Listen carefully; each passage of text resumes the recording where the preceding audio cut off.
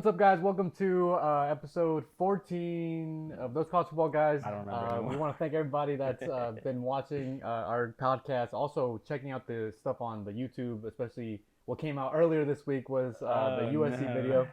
Got a lot of hate. I guess we're haters, or I'm a hater because I don't Yeah. think USC's winning a title in year one. You're also or an two. OU fan, man. I can't rock with you anymore because you're an OU fan. Oh yeah, I'm an OU fan too. I mean, nobody's ever asked, so I mean, I'll tell you if you ask. Yeah. If you ask, we'll tell you. But on today's episode, we have a couple topics that we want to talk about. We won't get really much into recruiting because it's still really early and there's not a lot of movement on recruiting.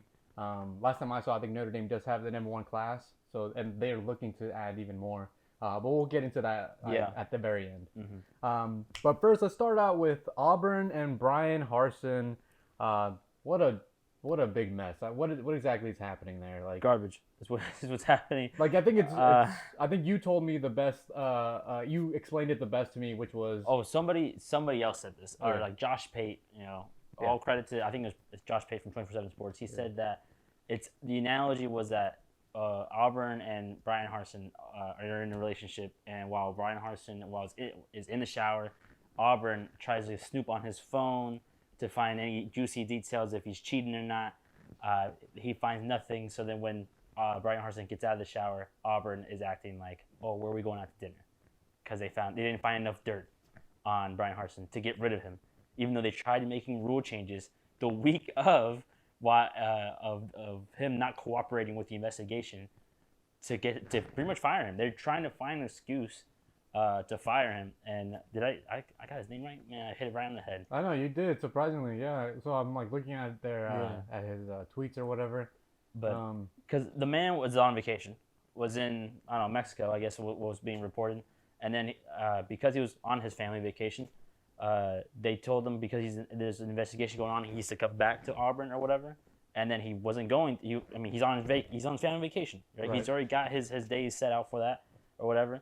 And then they made a rule change, like an internal policy rule change, that if you don't show up, if you're impeding the investigation, that's grounds for firing.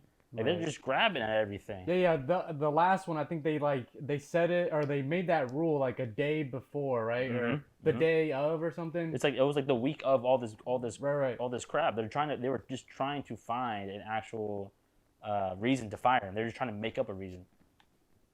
So, I think it's a mess, especially because where's the trust now? Like, where do you go now as a program, as well as as the head coach? Like, how would I feel as a head coach? Like, the school does not like me, does not want me here. Although at first I was on the school side, I was on the fence because they were saying that Brian Harsin, or some players were saying that Brian Harsin is he treats his players like dogs. And that's not cool, Yeah, I think it's more so. We talked about this already, but it was that Gus Malzahn prior was like, I guess you called him a pushover. Yeah, I bet he was though. Well, I'm saying that I bet he was a pushover. Yeah. And so the university was able to, or like the athletic department was able to tell him what to do and how to do stuff whenever they wanted to. Exactly. And then when they hired Brian Harsin, he pushes back. He does, because he wants obviously to be successful. He doesn't just want to be for sure in the middle of the pack in the SEC, which makes sense. Who wants to be mediocre? Right. So understandably, I understand as a coach, you want the best out of your players, but there's a level of there's a fine line where you're going too far. Yeah. Where if you have several players coming out and saying like we get treated like crap, like garbage here. I mean, I think they have had two of their transfers already come out and support Brian Harsin, though. Is that true? Yeah. I didn't see that. They've had a couple players come out and support him, especially with all this Auburn stuff. I think it's just Auburn's just trying to fire him for what? Because I guess when I read into it, I guess he didn't finish the season strong. They lost 5 straight games, which is all you had to do was get the first down. You win the Iron Bowl. That is true. But. Can't even get that. Can't get the 1 yard. I think it was more so they needed to just run the ball, already just run the clock. The running back, ran out of bounds, so they just stopped the clock, which pretty dumb play. Yep. But on Josh Pate's Twitter, he does have a like a little poll that says has your feeling towards Brian Harsin changed within the past 7 days? And a lot of like 73.4% of people, or 3,800 votes, have said no. So I think Brian Harsin's still. I don't think he's going to be there very long at Auburn. I just think after this, it's just like it's like it feels like an arranged marriage right now. It feels It just feels like they're just making it work until like either something good comes up or Brian Yeah. Harsin either fails really bad. I mean, my opinion hasn't changed. Oh, at first I was like, Brian Harson's treating his players like garbage, or treating them like dogs. But then again, like, he wants to win. Like, I'm not saying like, if you want to win, treat your players like dogs. Don't do that. Yeah. But I'm saying, like, he expects a lot from his players to be able to play at a high level. Maybe some of those players aren't familiar with that. They're not accustomed to getting coached like that or something like that. I don't know that. I'm not. I think that makes sense because like we grew up with like people like coaches yelling at you all the stuff like time. that. But I think All the time. as generations have come or now, You're saying it got a little softer. I don't think they're softer, but there's also this like I don't know, if you're a 5-star athlete or a 4-star athlete, You're you're getting like coddled. a little bit. You're probably either thinking like, dang, like I'm better than this or whatever, right? Especially like a 5-star that he goes into like a program. He's expecting to get the red carpet and the silver platter. Exactly, and especially because now a lot of these players are getting for it. A lot of these players are getting paid now, so it's like, I mean, what can you really tell them, right? Work for it. Yeah, but I think it also kind of shows which players or like which programs recruit like which players, because certain programs don't recruit certain people because of just like either their attitude or just like their way of thinking, or like they just see football as the next way, or like an opportunity to get them to the NFL or to get them the next paycheck, right? Especially in college, it's more than just football. It has to be more than just football. It does, because you're in college for 3 years. You have to be successful in the classroom. So you have to have a different mindset of, if football doesn't work, I can still come back and finish the degree, or I can finish this degree and then I still have the degree to fall back on. Yeah. The great ones will most likely either leave for the NFL like in year 3 or whatever, and then eventually they'll either finish their degree if they want to. If they're not, then it just stays come there. back and finish it. Like you can see right now with Jerome Bettis. Yeah. Oh, back in Notre Dame. So Back at Notre Dame. That's pretty cool. I remember Jalen Smith went back after 2 years, in the NFL. So he was, it just I like seeing those where players go back and like, let me just go finish this degree, because I think it also depends on the school. I'm not saying like all schools are bad, but like David Bell left Purdue, right? Mm-hmm. Like I'm not sure if he graduated like with like a Purdue diploma, but if he did, obviously, then this has nothing to do with him. Yeah. But I'm just saying, for example, like say he left for the NFL because he did, he declared, and he doesn't see the Purdue degree as important as, say, what he's able to do with like his body, right? Or like his business, his body is his business, right. Because obviously he plays, he uses it to like obviously a receiver, right? So like, would he go back and finish his degree? Because it's more so like an individual kind of decision. It is an individual decision. Depends on, I guess, what he was pursuing at Purdue. I think the Purdue degree goes far. I think, especially like I said, this depends on what you were going after. If it's like communications, and any old communication degree is probably going to be the same anywhere and everywhere in this country. Yeah. So I mean, I don't know about all that. I don't see him coming back to finish his degree if he hasn't gotten it already. I guess there's so many like possibilities too, because like he could finish it online, like he could do schooling online. Purdue, he probably was also there during the summer, so he took classes during the summer. That's true. He probably did graduate with a degree. So I'm thinking about it now. It's more likely than a lot of them do get the degree in 3 years. Yeah, they usually get them pretty quickly. Pretty quick. Because then they obviously, once they graduate, they could be grad transfers and they could play immediately, right? Yep. Or at least now, not before. I think I'm with you on this though. The marriage right now with Brian Harsin and Auburn is not going to last more than 2-3 years from now. I think it might just end next year. I think so. I think Brian Harsin might have like a decent year. Mm-hmm. He went 7-5, I think, or something. Yeah. But let's say he goes like 9-3, right? Right. Before the bowl, I think that's good enough, and he'll get suitors Yep. And he'll be like, yeah, I'm out of here. Probably leaving the SEC. Yeah, he's probably out of the SEC. Probably. I could see him taking an ACC job. I honestly see him taking another SEC job. I don't think so. I think he takes. You know what? I'll agree to that. I think he stays in the SEC. Either I could see both. He goes either outside of the conference or inside the conference and just kind of sticks it to Auburn and be like, all right. You said Sam Pittman's on the hot seat, didn't you? Well, I guess some people think that he's on the hot seat, but I would hope not. I mean, would the hope dude not. has turned around Arkansas. Yes. Like they are really good, and they're going to be extremely good this coming season. So Especially with the transfer they got coming in. they got some good transfers coming in as well, and also recruiting as So well. you know what? I'm not sure. What openings do you think will happen in the SEC? Well, Tennessee's usually an open spot. I mean, we don't. Or Josh Hoople? You don't think they'll stick out with Josh Hoople? Or I mean, they got rid of the last dude in 2 years. So if Josh Hoople doesn't get it done this year, I mean, he's probably done after that too. I mean, in the SEC coaching positions, they come and go. I mean, if you're not producing, you're not staying long. He made a good offense out of Tennessee. Yeah, he did, but it's more so because their offense is really up tempo and quick. Sure. And also, he had Hendon Hooker as the quarterback. I think he still does this coming season, but it's good. Actually, that's good. Yeah, Virginia Tech transfer out. Yep. Moving on. So I guess that pretty much summarizes the Ryan Harsin thing. I think we both think that he won't last there very long. I'm right now. My opinion, going back to the Twitter post, my opinion for Brian Harsin does not change.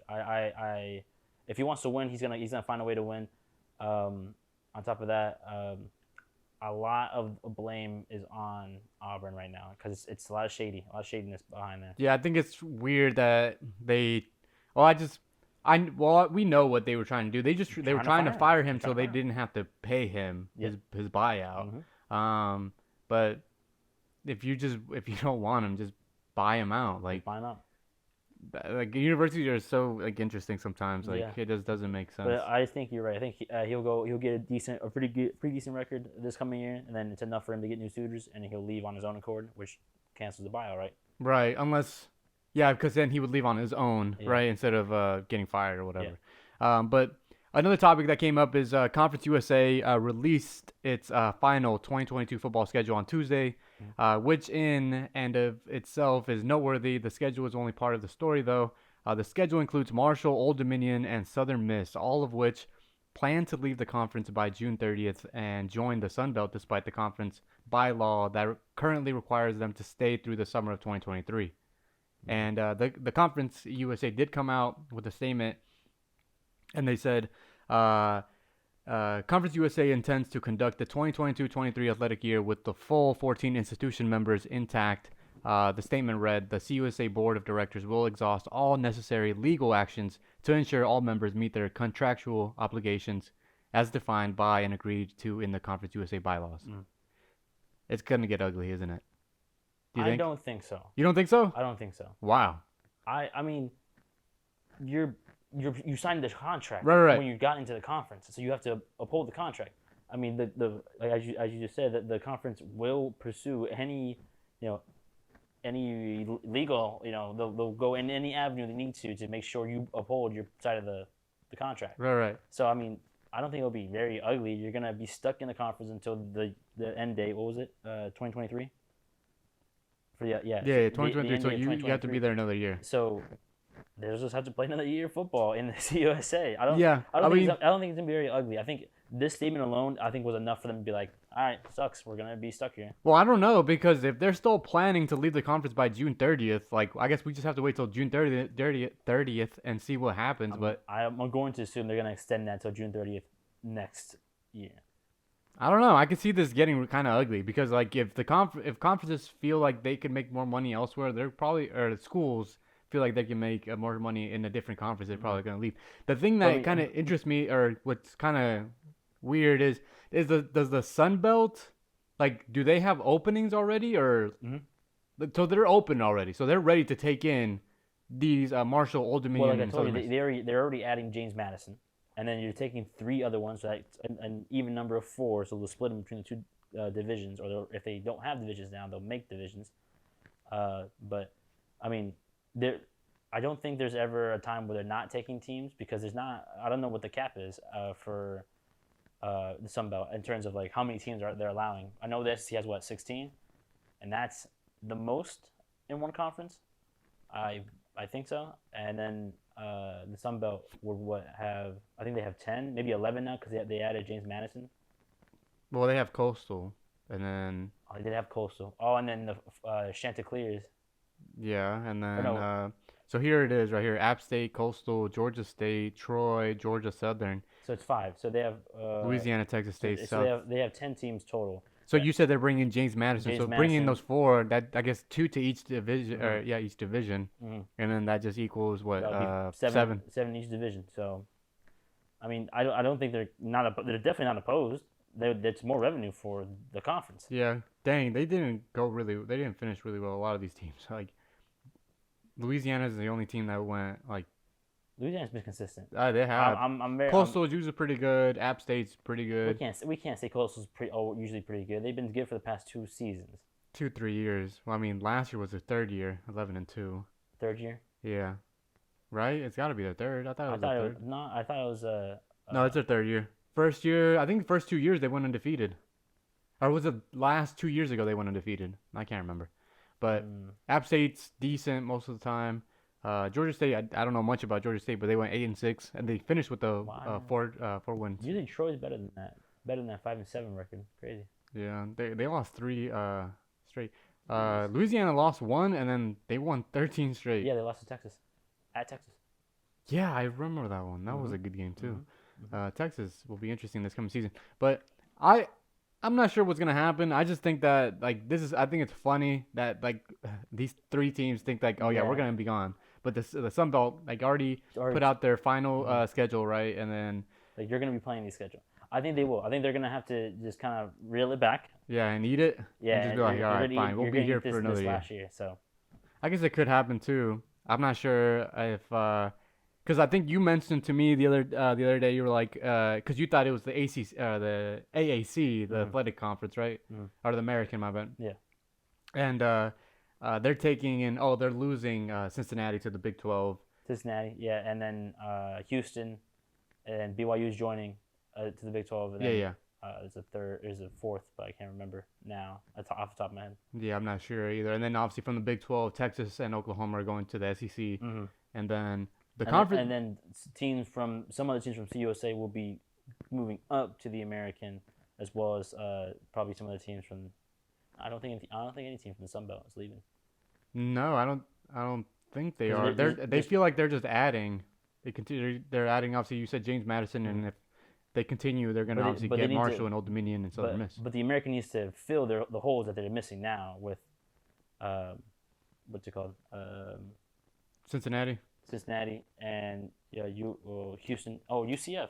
UCF's going to the Big 12, right? They are. Yeah, so there you go. So they're losing their three best teams in their conference. So they have to replace them with. I'm assuming they're taking teams from this. I'm not sure exactly how this is gonna all work out, but obviously we'll just wait till June 30th and see what happens. Yeah. But the other thing that came out the last couple of weeks was the extension to Luke Fickell. He's gonna get a payday. He's gonna get paid like he should because the transformation of that Cincinnati program has been huge. I think he needs a little more. I think he needs to get paid a little more than that. What's he at? Yeah, $5 million per year. $5 million a year. I think I read an article where it says that if he like in the Big 12, he would be like slightly behind of Steve Sarkisian from Texas. I think Texas he gets paid $5.2 million per year. So I mean, I think Fickell's a good coach. I think I put him in my top 10. I put him in my top 10, and those top 10 coaches now are getting paid close to 8, 9, 10 million. Yeah, but if you have to also look at the schools that's giving them those money. That's fair. You're not wrong. Cincinnati is much like smaller LSU school. going after Brian Kelly, like handing out him like 110 million or 110 million in 10 years. Yeah. Not 10 years. It was like 5 years or something. It was from crazy, right? Same thing I for think like USC. I think it was 110 million in 10 years. 10 years? Yeah, because he's making now 10 million. But he's not going to be there for 10 years. I don't know how long he's going to be at LSU. But I'm saying like I'm pretty sure the contract wasn't 10 years though. I think it was. You can look it up. But I remember it being something outrageous, or it was like 98 million for 10 years. So he's close to 10 mil. I thought it was that sounds like something like the Jimbo thing for Texas A&M. What was that? Yeah. Oh, 10 it years. was 10 years. Holy 95, crap. 95 mil for 10 years. What is up with these 10-year contracts? Like these They want him forever. They want him to retire there. But here's the breakdown, I guess, on his It contract. goes But up and up. 2022 he makes 9 million, and then 2023 0.2 9.2, 2024 9.2.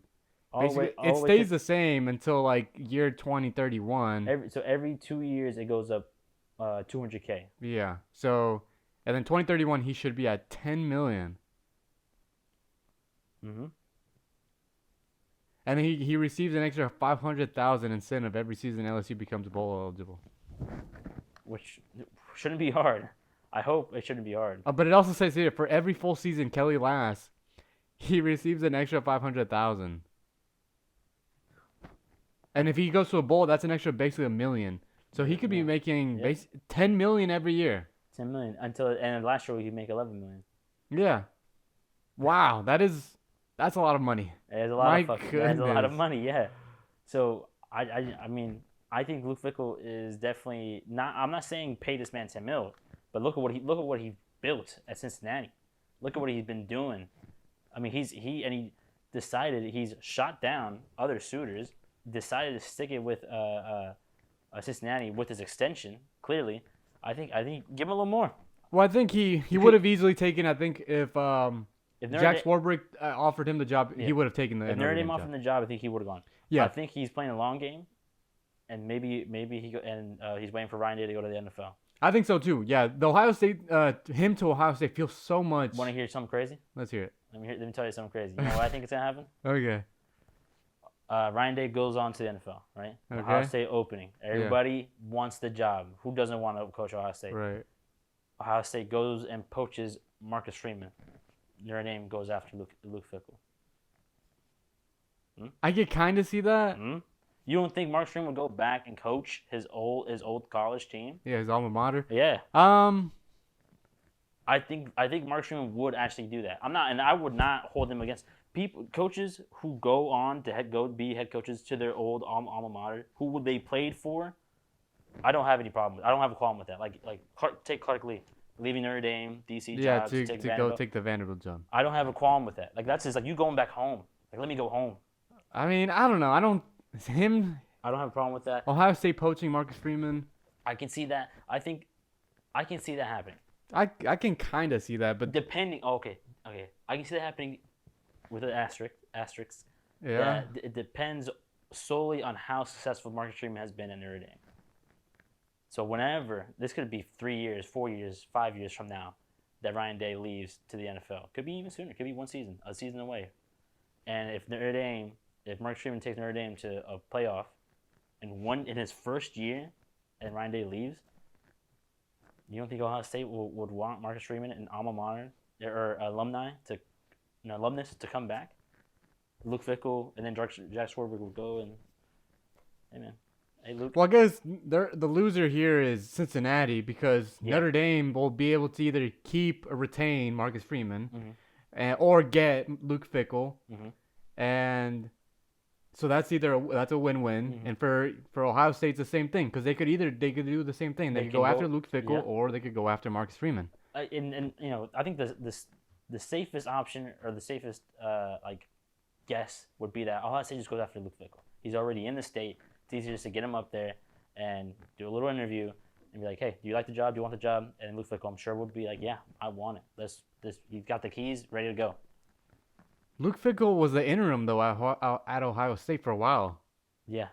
I think they go after Luke Fickell. I don't think they go after Marcus Freeman. I think if Marcus Freeman is not dominating, I don't want to say dominating, but if he is successful at Notre Dame and he's shown the resume in his young head coaching career, and he's also he's a younger coach, so I don't see they see longevity with Marcus Freeman, which I'm sure they do with Luke Fickell. He's not that old either. Oh, he's in his 40s. So I think, or early 50s. I think he's in his mid 40s, late 40s. I really don't know how old Luke Fickell is. I thought he was in his 40s, but could be wrong.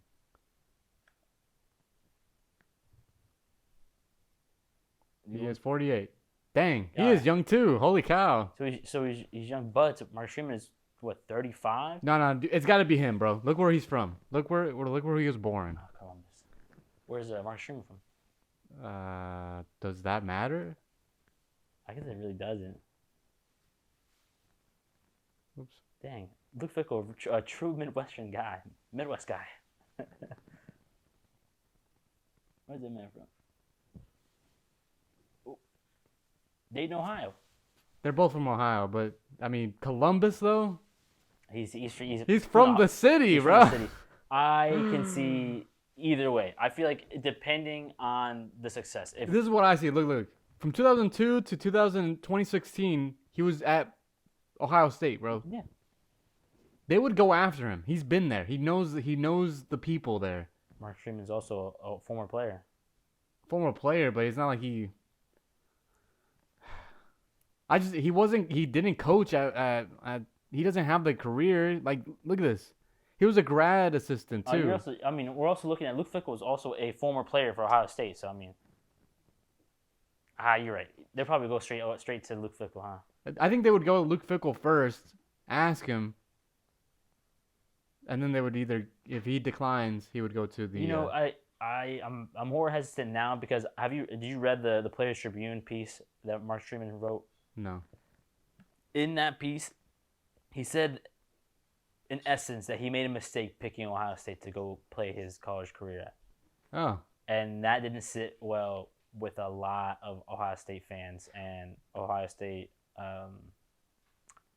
people involved with Ohio State. No, I agree. He was a highly touted linebacker. Mm-hmm. He didn't play much because he was behind James Laurinaitis, and I think there was another. He got his tick. Not a lot. You got stats? I mean, we got stats and everything, but look, from 2004 to 2008, so dang, he's fairly young.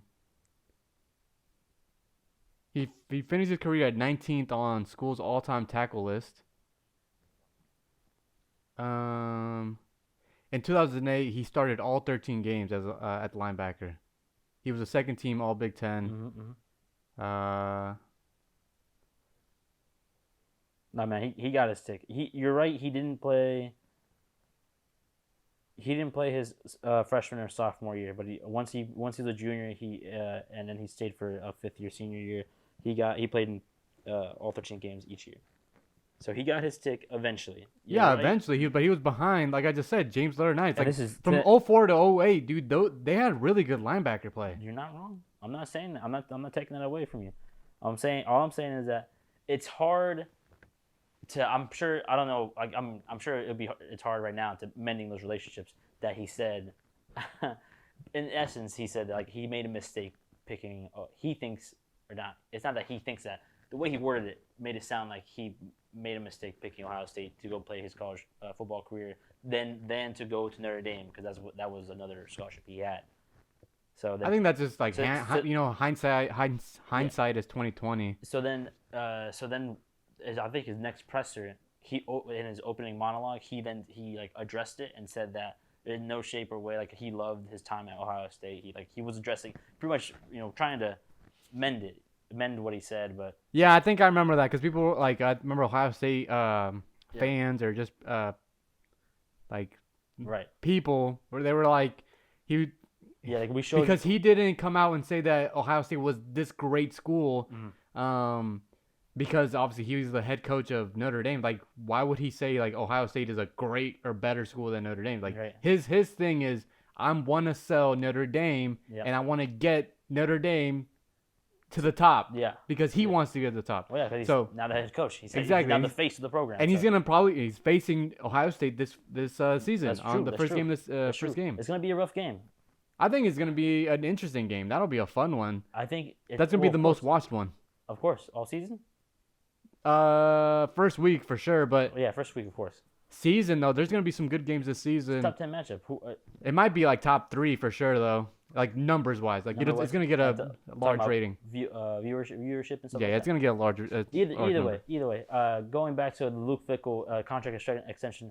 It's well deserved. I think he deserved a little extra on the top, but it's Cincinnati, so I understand a smaller school is not going to have the biggest wallets. But hey, Luke Fickell is one of the better coaches, one of the best coaches in I guess all of college football world. So I love the extension. I'm really excited to see what Cincinnati looks like without Desmond Ridder. Yeah, I think they'll be fine. I think Luke Fickell has a plan. Obviously, he feels like he has a plan. But I think it's also kind of telling that small coaches like Cincinnati, like Luke Fickell's, they can stay at their school and not have to leave to get big money, as long as the school that they're at is willing to, or not even big money, comparable money. Like you said, being money that's similar to what Steve Sarkisian is getting paid at Texas, and that's a much bigger program. Right. That's the richest program in college football. I think it's Texas. It's close to one of the biggest brands. I would say it's Texas, USC, and Miami for sure. Big brands that they sell pretty quickly. Yeah. Like regardless of if they're 4-8 or whatever. Yeah. But regardless if you're not back or not. But besides the point. But I think it's also kind of cool that like Luke Fickell's probably not gonna like he if he doesn't have to leave Cincinnati, he probably won't because he's making. Well, you saw him. You don't think LSU went after Luke Fickell? Of course, they probably did, and he's like, "No, I don't want it." There was talks about USC going after Luke Fickell. Yeah, but that's not a fit though. In terms of like his personality to the school, or like it doesn't feel like because Luke Fickell feels like a long timer. He feels like he's gonna stay at a program for a very long time. Regardless of the fit, man, I want the best coach. I want the best coach around. I don't care if that man spent his whole life in the Midwest, like Luke Fickell has. Well, if you look at it, Notre Dame got Marcus Freeman. He's a Midwest guy. He knows it. And I'm pretty sure if we look at Lincoln Riley, let's see what he is. Isn't he from California? Let's see. Or am I wrong for that? He's from Texas, Lubbock, or whatever. He went to Texas Tech. Interesting. I mean, this the Lincoln Riley to USC is more of a money thing to me. I think. Yeah, it probably was. I think he wanted to start something fresh, something new, and then eventually became slimy, and then did what he did. Did what he did. You know what you did. But back to the Luke Fickell, I think Cincinnati's going to look, with the money that they've gotten just from exposure and, all that stuff. Well, look what they're doing now. They're renovating the stadium. Yeah, they're going to be they're going to be one of the first teams, probably, them and UCF, that moves from, being this small, mid program, right, to, this actual group of Power 5, team. Yeah, I'm excited for it. I just love what's been going on with UCF when they were doing their thing with Mackenzie Milton, and then now Cincinnati's really doing it. I love it, and especially it also it just feels right. It just feels right. It feels like that Cinderella story. I also think that's fun to add like these newer teams like Cincinnati now is kind of becoming slowly a power. Yeah, and then they'll be in the same you could put them in the same sentence with Ohio State, talent-wise, right now, obviously, there's a little gap, but I think with Luke Fickell there, I think developing... There's a big gap. Recruiting... There's a big gap in talent. I mean, Cincinnati's struggling to get, a handful of 4 stars, and then, Well, I mean, Cincinnati was never, I think it's more impressive what Luke Fickell has been able to do there with, It's about the development. Development and also recruiting, Sauce Gardner and... Kobe Bryant, those two dudes, I'm not, were they highly touted or were they? I don't think so. Probably 3 stars, I'd say. You got Sauce? I'll look up Kobe Bryant. Because, here he is. Oh, his name is Ahmad Gardner. Yeah, that's his real name, but Sauce, that's his nickname. Did you think Sauce was his real name? Yeah, I thought that was his real name. That's legit what they all called him. Yeah, because that man's nice. But, hold on, let me look at his 24/7. Profile real quick. He's gonna be really good in the NFL too. He was a 3-star. Holy cow! The development on him. Same with Kobe Bryant. He's a 3-star at 0.8187. Dang. What's Ahmad Gardner? 0.8314. I see that. I did not know he was 6'3". That dude's got size. He's long. He's long for sure. And Kobe Bryant was 5'11", 150. 5'11", but dang. Yeah, I like bigger. 6'3", that kind of feels like a Richard Sherman kind of. Long. Yeah, long. Richard Sherman, I think, was also 6'3". I might be wrong though. First round pick right there. Ahmad Gardner and Kobe Bryant, first round picks. Let's see, was he? I can't remember. Richard Sherman actually went to Stanford, which is kind of crazy. Dude is smart. Very, very. Hold on. Yeah, he is 6'3". 6'3", long. 195. Yeah, he was also a 3-star. Holy cow. That's actually kind of funny, but I guess it's also impressive too because the best athletes play corner. That's probably true. Yeah, because they have to either they have good hips, good speed, agility, cover. Not just I guess the receivers, but also tight ends if you have to, running backs who are a little more shiftier. But yeah, but great for Luke Fickell. Great for Luke Fickell. That's pretty. That's great for him. Because now once they move to the Big 12, his pay will be comparable to what he sees with Steve Sarkisian and all the other coaches there. Which and I'm sure to him the money. I mean, the money is definitely this is a job. Yeah. You gotta get paid for what you're doing, right? Right. But I'm sure to him the money isn't that high up. The money's up there. People care about how much they get paid. Yeah. But for him, I'm sure he's devoted to the program. He wants the program to push forward and he wants to. He's really just a trailblazer for the Big 12 now. He's about to once they get in there. Well, I don't know. You think he'll be around by the time Cincinnati it goes into the Big 12? Yes, I think if Ryan Day's still at Ohio State, I don't see him leaving. Or also because if you think about it, I'm saying you think Ryan Day leaves before the contract ends for the Big 12's alignment, and then Texas and Oklahoma go into SEC. That's a really good. Because I think when is it that happens in 2025, right? I think so. I think that's when the contract ends. So then in 2026, yeah. So it's more likely that Ryan Day leaves for the NFL before the realignment. Yeah, I can see that. I think him or Lincoln Riley, both of them are probably gonna head out to quickly. the NFL. Yeah. Lincoln Riley feels more so because he the move to Los Angeles. And also Los Angeles isn't a place, or USC isn't a place where coaches stay there for their entire careers. They don't. It's usually the next stepping stone to get them to the NFL. That's true. And you could have done that leaving Oklahoma. Yeah, but I think what he wants is the Dallas Cowboys job. And right now, obviously, they didn't fire Mike McCarthy, who's with the Cowboys still. Is that gonna happen? You think it's gonna happen? A lot of people think that it's gonna happen this coming season, but if he goes 10 wins or 11 wins, it's gonna be hard to fire somebody that's winning. So it's true. I guess we'll see what happens then. But a lot of people are kind of criticize him on his time management, which his time management skills are terrible.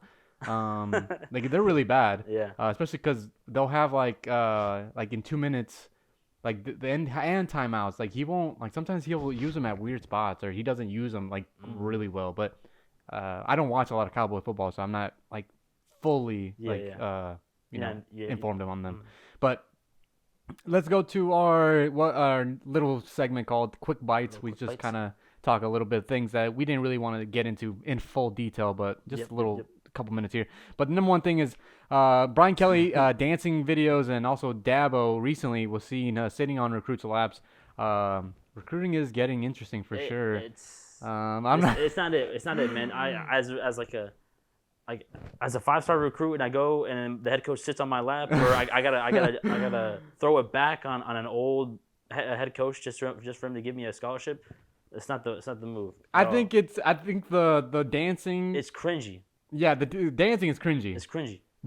I like the thing that spins around. I like that. I like that a lot. If it does 2 turns, we talked about this. If it does only 2 turns and it's just you kind of looking mean, right? You just looking mean at the camera. You ball kind of held out there. You spinning the ball in your hand. I also think that if Brian Kelly instead of just kind of actually posted up. Yeah, posted up. But the thing is, in that video of the kid dancing on Brian Kelly, it's like Brian Kelly's behind him. They're both looking in the same direction. Yeah. That's weird. That's strange. Yes, that is very weird. Go back to back. Back to back. And then you both just me mugging. and that's it. I think the first one though was back to back though, with Howard the Howard kid, right? Yeah, The Howard yeah. quarterback. They were both back to back, so that one felt okay. Like it just felt weird because obviously his dancing. He's getting a little vibey with it. And he does like the Yeah. fuck it. I don't even know He's what. a chill out with that. But that's Yeah, it. Only 2 turns. If the camera does 2 turns, cut it. Yeah, it was more so excuse me, the last. It was the tight end recruit that actually chose Alabama instead of Yeah. LSU. But yeah, then you got Dabo sit on some kid's lap. Stop that. Yeah, that's just weird. That's very strange. Don't do that. Yeah, I'm not big on that either. Like, I mean, I don't know, man. Just I don't know. Just I guess talk to the kid. You don't gotta do anything else. yeah. I'm not sure what exactly All is you got- happening there, but I don't know what's going on with getting. What's up with this becoming best friends with the head coach and all that stuff? well, I think it's more. Well, I Like, know Brian Kelly's trying to make himself seem more likable. Yeah. Just because at Notre Dame he wasn't very likable, or he Yes. was very more so Extremely serious. like strict and very like tight, right? Mhm. Now And he's trying to be more loose. he might like obviously this new money now. He's got him loose, Yeah. and also bringing out the new southern accent out of nowhere, which is Yeah. interesting. Yeah, he said. I think he even addressed it. I think he was just trying something new. Yeah, which he should have not. But Moving on. I don't want to talk about this number anymore. 2, Maybe I'm Al confused. Golden, new Notre Dame DC and Notre Dame staff, obviously is looking pretty good and pretty serious. The Notre This Dame- is probably their best one in a very long time. The Notre Dame staff is definitely something new. I like that Marcus Freeman in his recent presser, he said that he could have you mentioned this to me that he could have went and got his own guys. He could have went and got his best friends and just to fill the roles. Instead, Yeah. he went and got the best coaches he could find in the position groups to give to his team so they can all develop to be elite.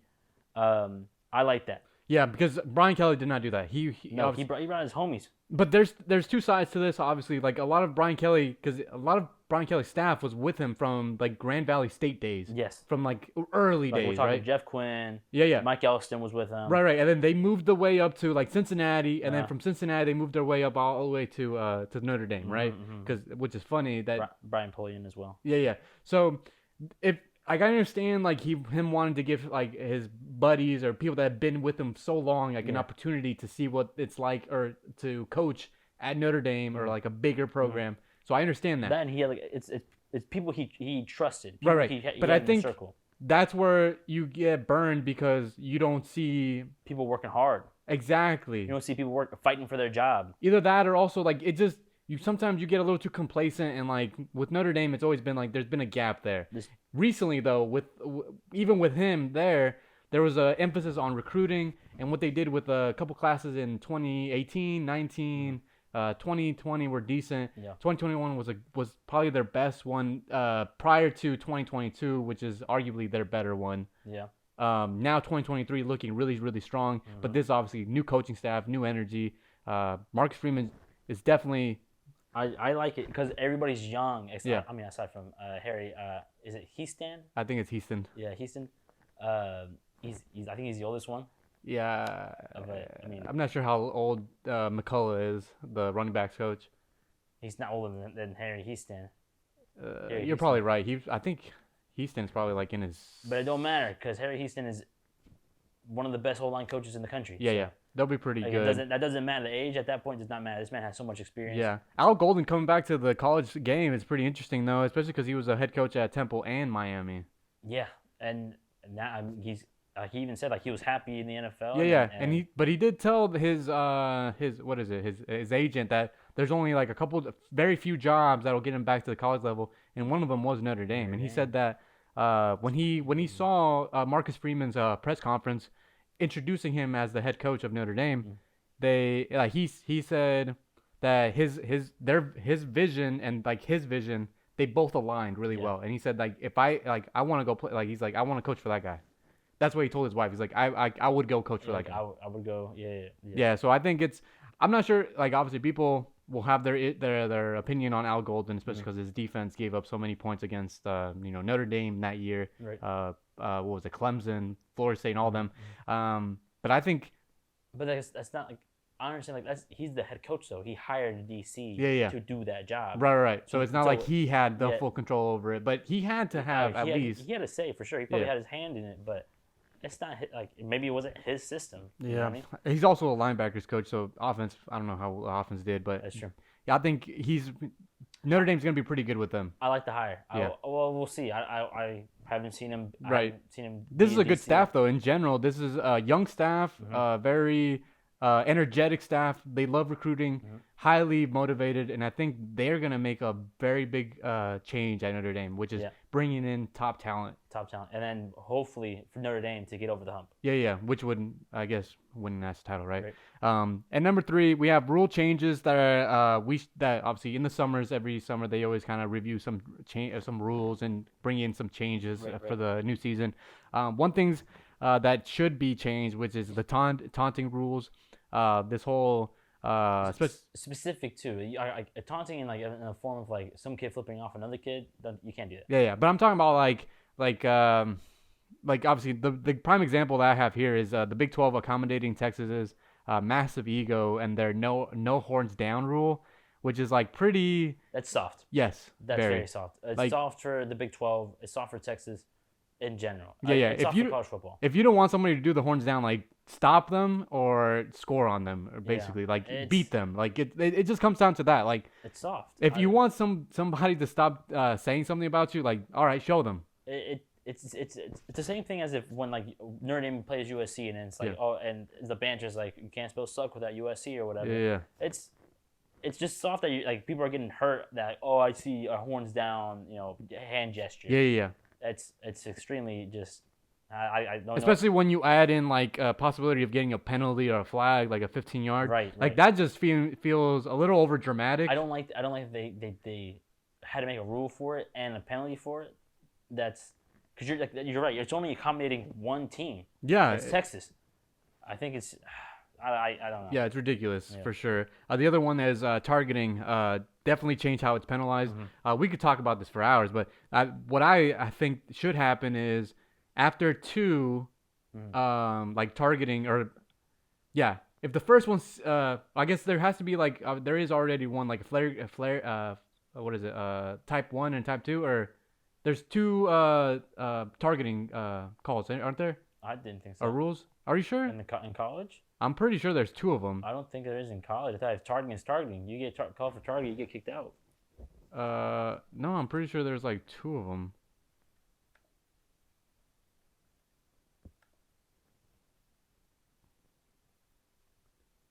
Almost like in basketball, there's like a flagrant one and 2. I'm not sure. So there should be 2 then. How about that? If there isn't already, there should be 2. What you're saying? There are 2 of them. So one of them should be if you get the first one, and if it's clear that there is no helmet-to-helmet contact, at least in the helmet. So if it's like direct helmet-to-helmet, then I think the player should be ejected because that's this type of plays that you want to get out of the game. Yeah. So it makes sense. Yeah. But if say like the James Skalski when he hit Justin Fields. Oh, in his hip. And it was like his side or his whatever, right? Like lower back or something. Like his head was down, but it didn't hit him in the head, and I think that should be a 15-yard penalty, and he stays in the game. But the next one, he's out of the game. Yeah. I would agree with that. Yes. That just because like obviously it's still targeting because he put his head down. Yeah. But it's not helmet-to-helmet contact. Yeah, so. But he did buck him. Yeah, it was a good hit too. It was a good hit. But it was a good hit. Yeah. But that's just how I see it. It's like these plays that don't target the upper, like the neck or head area. Yeah. Should not be you should like reasoning to get ejected. Yeah, counting as 1 towards you, and then it's almost like 2 unsportsmanlike conduct gets you kicked out anyway. So. Yeah. Yeah. So I think it should be. I'll agree with that. That would be kind of fine with me. I mean, I know anything than one targeting, you get kicked out of the game. Yeah, that one's kind of is ridiculous, especially when regardless where you hit him, if you hit him in the top of the head, or you hit him in the face, or you hit him in the chest, or in his lower back, whatever. Yeah, you know, one thing I do like is that there is no targeting yet, or like at least not targeting, but like a roughing the passer, like there is in the NFL, like in college yet. So. Oh, you can't like lay on him. That or also like drive them down, like you used to before, because. Sometimes it's like you can't slow yourself down from like already because you're already in the motion of either going to tackle the quarterback or whatever, and to try to slow yourself down is like that's kind of impossible to even try to do. Right. So that's just where I feel like that. Okay. But That's just what I feel. yeah, but any thoughts on the targeting or No, any other rules that you would change? Not off the top of my head, but Overtime? Anything with that? with the NFL's overtime, yes, not our overtime, not the college I overtime. think I'm not sure if I'm full on board with the overtime rules, and What I don't like is on third overtime, it's nothing but 2-point conversions. that feels kind of gimmicky. I don't really like that, but I mean, I still want to keep going from the 25 in and keep on just shooting it out like that. It just feels I don't want to. this whole overtime thing gets so weird because like the NFL does it where like the first team to score a touchdown wins the game. That's it. That's whack. But because obviously if one team doesn't get the opportunity, but say the other team stops that team from getting a touchdown, now it's whoever scores. It doesn't even matter. Yeah. It's whoever scores now. Yeah. So that feels like overtime in the NFL is like sudden death. I don't like that. It should be like that though, because that's the most important time. But we can talk specifically about the Bills and Chiefs game when defense was non-existent Yeah, at yeah. all the entire game. Yeah. So you're not going to expect your defense to stop the Chiefs in overtime because they haven't been stopping them all game. Yeah. And But the I same mean, thing goes for the Bills offense against the Chiefs defense because they weren't stopping anything. okay, but we could also look at the week after where they played the Bengals and the Bengals stopped them, and Joe Burrow went down and That was when I watched that game. I saw more errors done by the Chiefs offense because Patrick Mahomes was not throwing the ball well. Yeah. And as soon as overtime started, terrible decision making from Yeah. Patrick Mahomes. yeah, I can see that. I mean, I guess there's really no like satisfying anybody with the overtime rules. I think each team should get at least one attempt. Then at that point, each team's got to have an offensive possession. And so if both teams score, what happens next? Go again, keep going, just like college. Or how about this? Not even start them at 25, just Full field. like 25 and in, right? The whole field. Talking about kick off. Yeah. So Included. like first one to stop, the other team wins. Okay.